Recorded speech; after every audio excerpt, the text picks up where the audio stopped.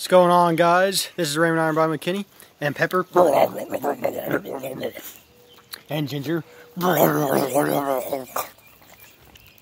And today I want to talk more about inner conversations, self-narration. Self-narration, Pepper. What's your self-narration like? Is it empowering? I will say it is. But yeah, guys, today I want to talk more about self-narration or self-talk or your inner conversations. Because someone I think mentioned on a previous video I made a couple days ago, and then here it is. I'm going to talk about self-narration. I'll give you an example of what I did today. So I went to run. I did like 8 hill sprints, and was about almost around 400 meters long each lap up. And I kept telling myself, like, each step gets easier. I talk a lot about frame of reference, guys. Your frame of reference reveals all your physical experiences. The way you view life, that's how it's determined relative to your frame of reference. If I view myself that hill sprints get easier each step, they're going to get relatively easier relative to my frame of reference. I know I say relative a lot, but I think that's a very powerful word. But just kind of bear with it. If you don't like the word relative, the way I say it when I kind of reiterate a bunch, you don't have to listen to this video, or just take what resonates with you.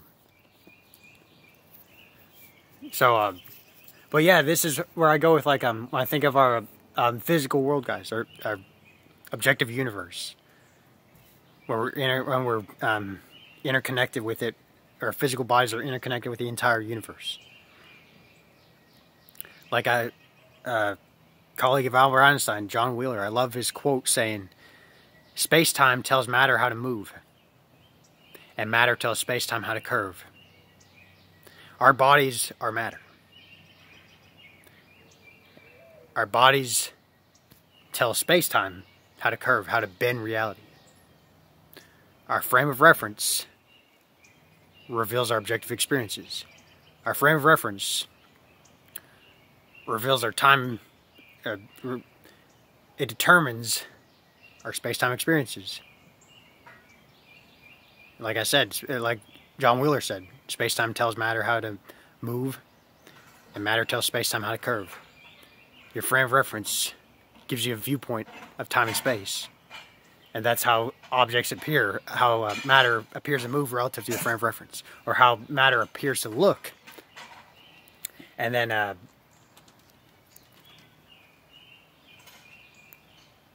matter, like your body, there is no gravity, guys, until your frame of reference, until matter is in place, where there's no gravity without matter, and there is no matter, guys. Matter is only appears to be based on your relative frame of reference. Your frame of reference determines how objects appear in time, space,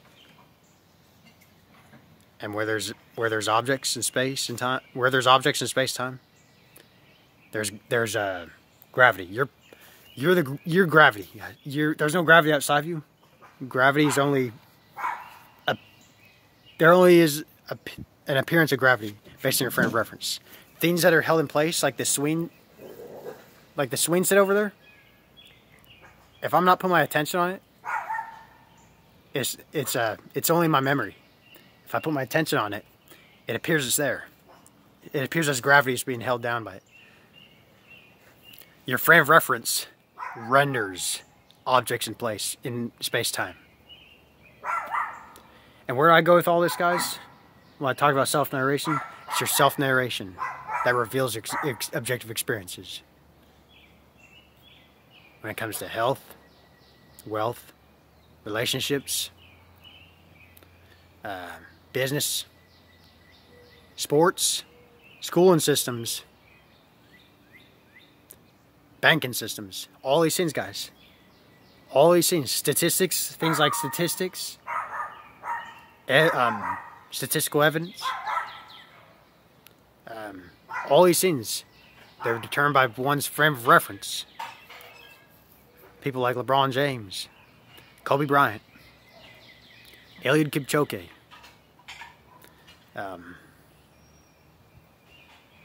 Just these kind of people, like, though they appear as high-class athletes, their frame of reference got them where they are today. Got them where they are in their careers. They saw themselves in those moments of glory. And one thing I noticed about high-level athletes is that they know that they are what they desire to be. They don't have to tell anyone else. They know it. They don't have to prove to anyone trying to get Instagram famous, all this stuff. That's a secondary byproduct, guys. Their frame of reference. That's the power there. Your frame of reference is so powerful. Your frame of mind, your mind is so powerful. Get a different viewpoint of what already is. You could take a whole group of people, scientists, whatever. Say scientists, for example. They could all be observing the same thing, but from relatively different frames of mind, frames of reference. Their frequency, frames of reference. And they get relatively different results, leading to controversy. Or contradictory evidence. Like, they could have evidence evidence from different frames of mind, leading to debates, debatable evidence. So that's why, for me, I don't always put my trust in scientists or religion. You can't have evidence without a claim. Like, maybe if you're in a thesis statement, for example, in English, if you have had like English or a language in general, you can't support anything if there's no claim. If you're not trying, in order to have a support evidence, there must be a claim. Like, I mean, you're claiming something, right?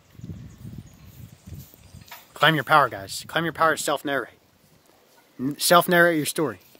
What's your self-narration like? What's the story you're always telling yourself?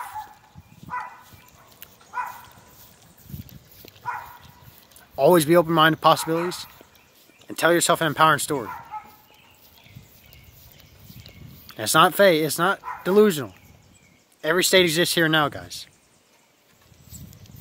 You're becoming increasingly aware of what already is. You're just exploring different viewpoints of yourself through frames of reference, directed by your self-talk, your self-narration.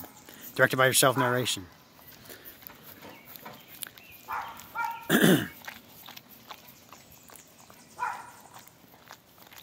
Yeah, guys, that's pretty much how I want to bring up how this message is. That's how I see inner conversations. Inner conversations reveal orchestrated experiences.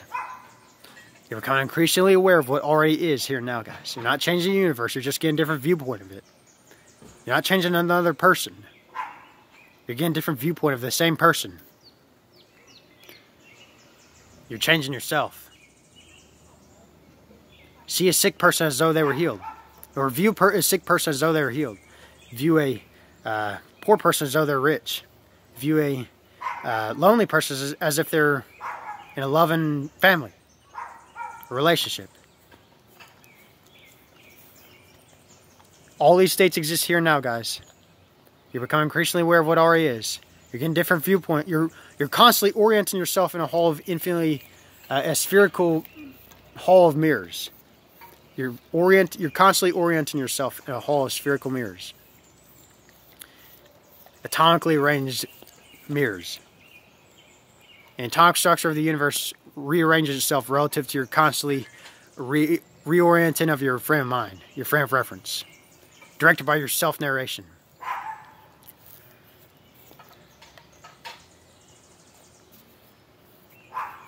So, and when you